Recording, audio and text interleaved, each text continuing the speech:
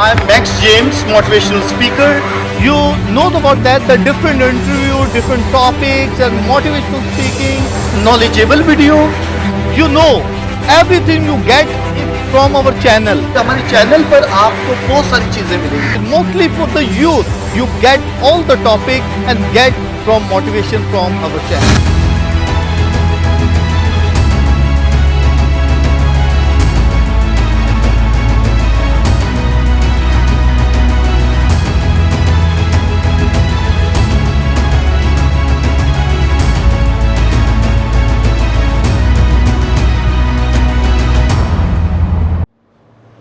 My dear friends and my viewers, जैसे कि आप जानते हैं कि बाइबल मुक़द्दस की तमाम किताबों को हम समराइज़ करके अपने चैनल में आप तक पहुंचा रहे हैं। इसकी वजह यह है कि हमारे लोग जान सकें कि बाइबल मुक़द्दस की हर किताब में वो क्या है, क्या इम्पोर्टेंट बातें हैं, क्या उसमें ख़ास बातें हमें सीखने की ज़रूरत है। तो आज जिस किताब के बारे में हम बात करेंगे वो एक नहीं दो हैं।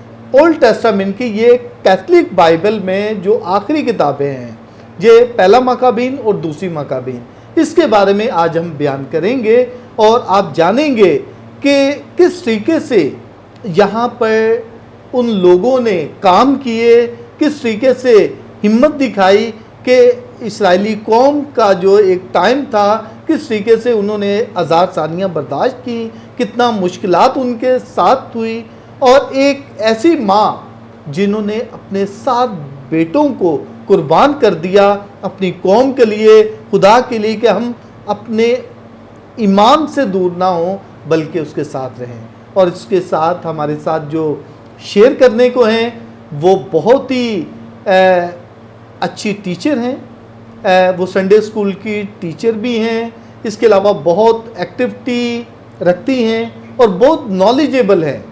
वो एक ख़ास उसका ख्याल है कि मैं खुदावंद के कलाम को दूसरों तक पहुंचा सकूं, और वो है मिस सना असलम। बहुत अच्छे तरीके से बातचीत करने का उनका अंदाज़ उनका बहुत ही अच्छा है, और वो बहुत अच्छे तरीके से गाइड करती हैं, और उनको टीचिंग करते हुए 10 साल से ज़्यादा हो चुके हैं, और वो अच्छे तरीके से स्कूल में काम करती हैं।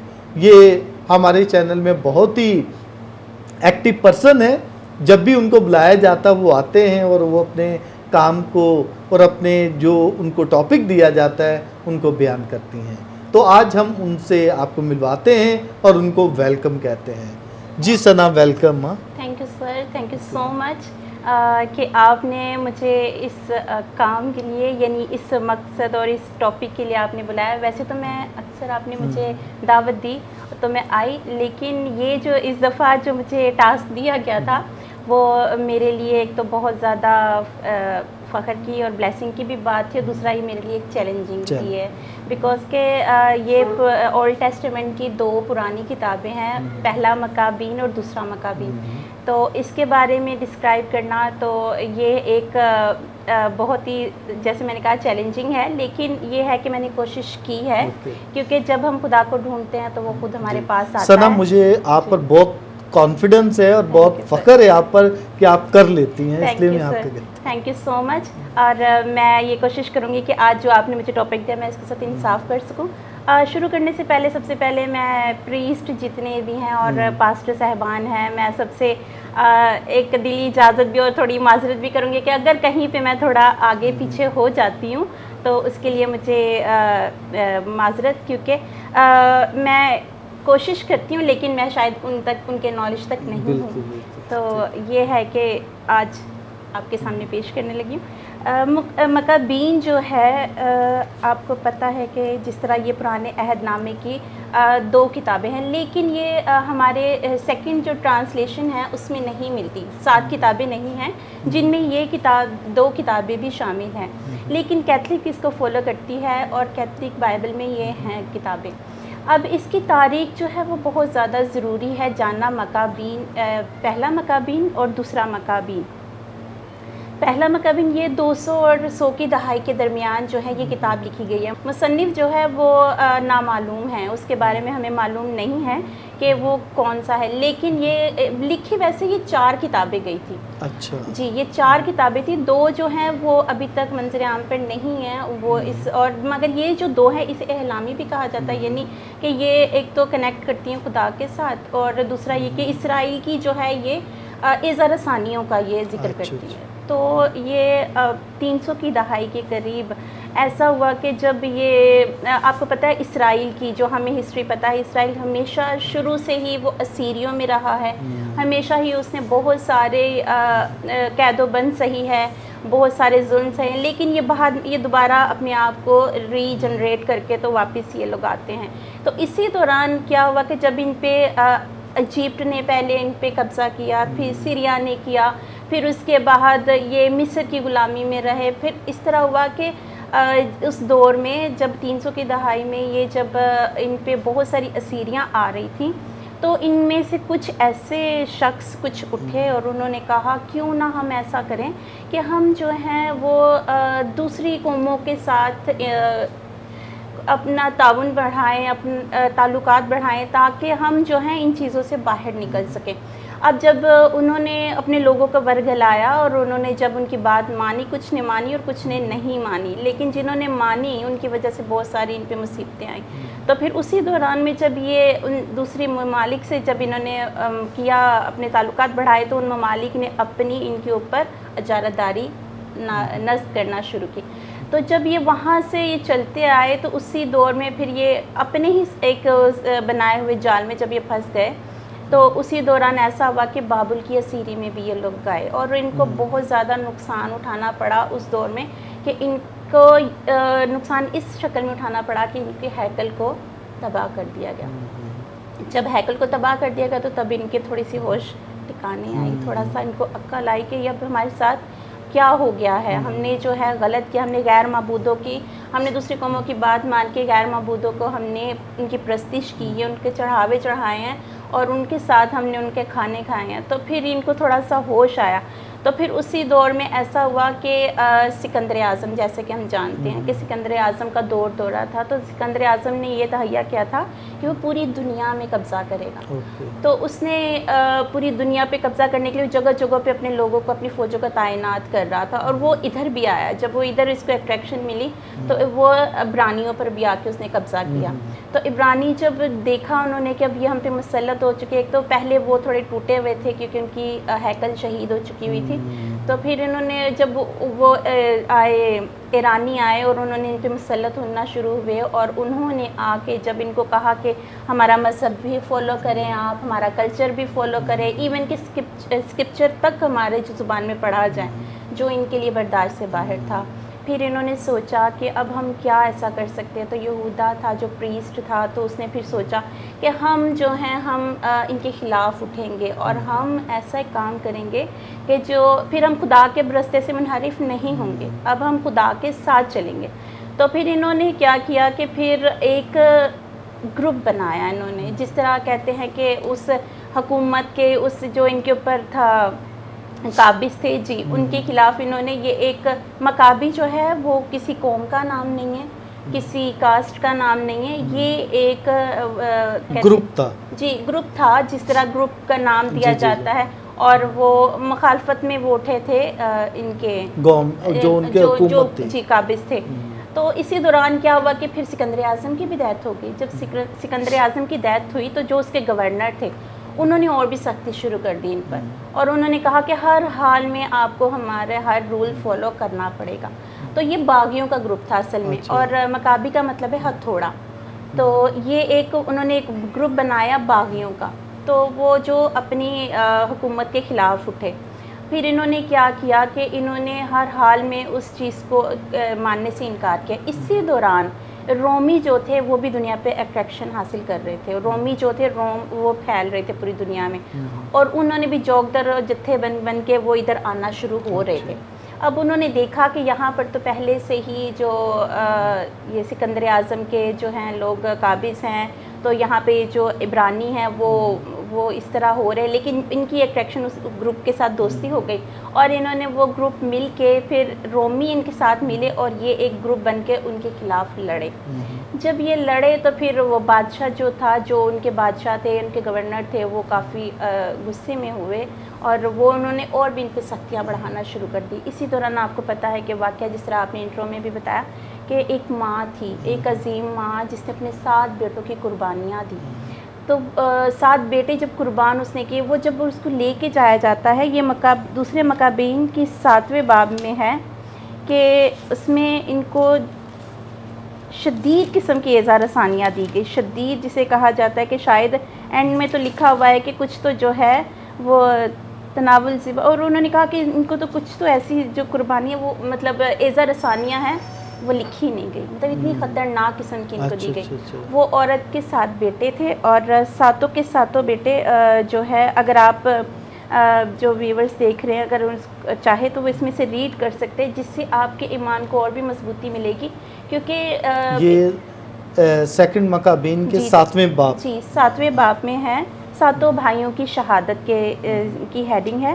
تو باب بہت بڑا ہے, لیکن یہ ہے کہ میں اس کے بارے میں بتاتی ہوں آپ کو کہ وہ بہت زیادہ, جب پہلے بیٹے کو لے جایا گیا تو اس کو کہا گیا کہ تو کیا کر, خنزیر کا گوشت کھا اور اپنے خدا پہ کفر بک, یا ہمارے جو بت ہے اس کو پوجا کر اور تو اپنے خدا سے انکار کر دے.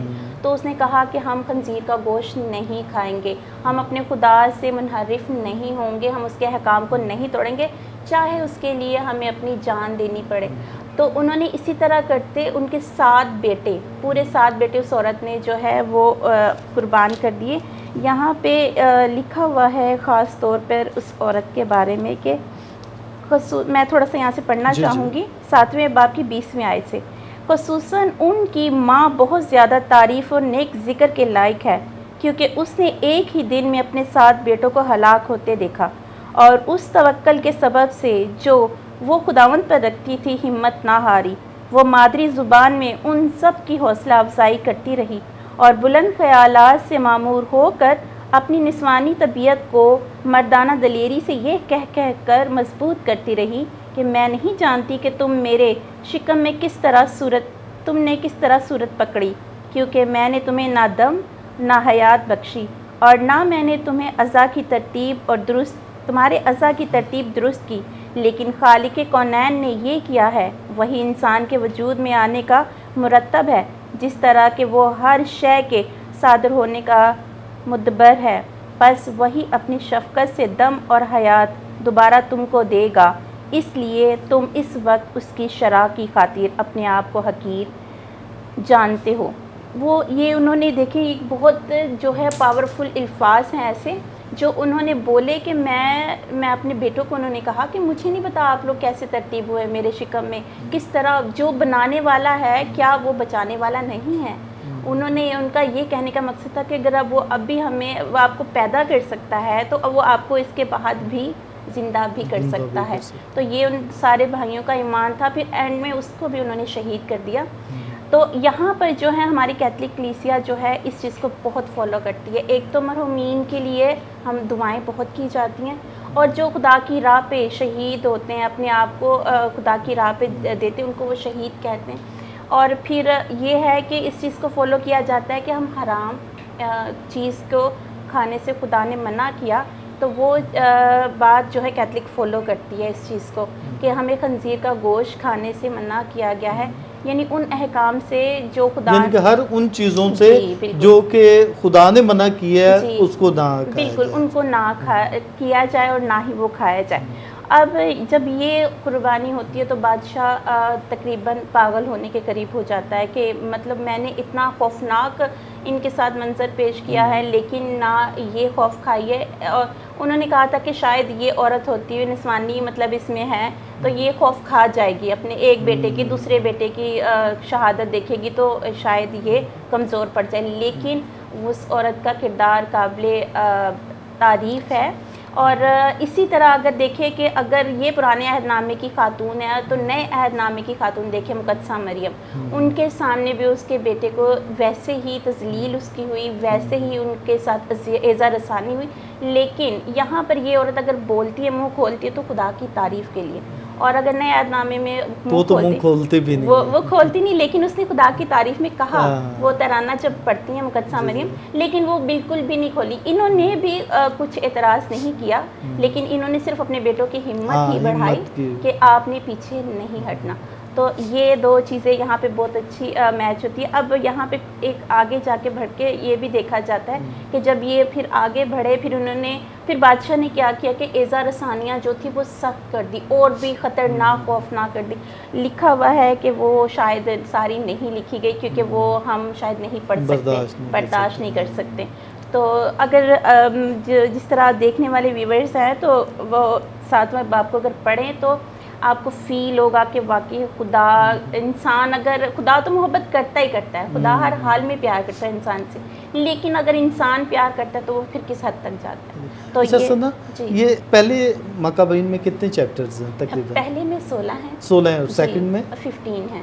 15 ہے. اچھا. تو یہ دونوں ٹوٹل جو ہے دونوں میں، پہلے میں اور دوسرے میں 31 ہے. جی 31 چیپٹرز بنتے ہیں. اچھا ایک اور بات سنا جو یہ بھی نظر آتی ہے کہ جو وہ تھا برابا ڈاکو، وہ بھی اسی قوم میں سے تھا، انہی میں سے تھا. یہ بہت زیادہ یہودا اسکریوتی، یہ دونوں جو ہیں یہ انہی گروپ سے تھے.